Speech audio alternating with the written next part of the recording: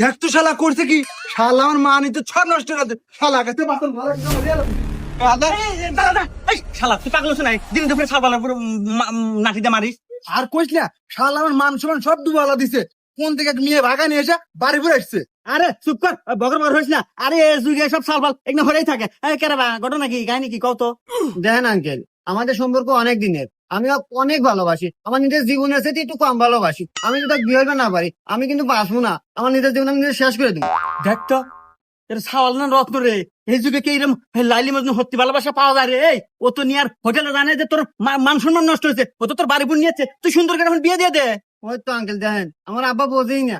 তারপরে দেখ বেহায়া কথা কইতে শালা ফিল্ম করে এই খারাপ।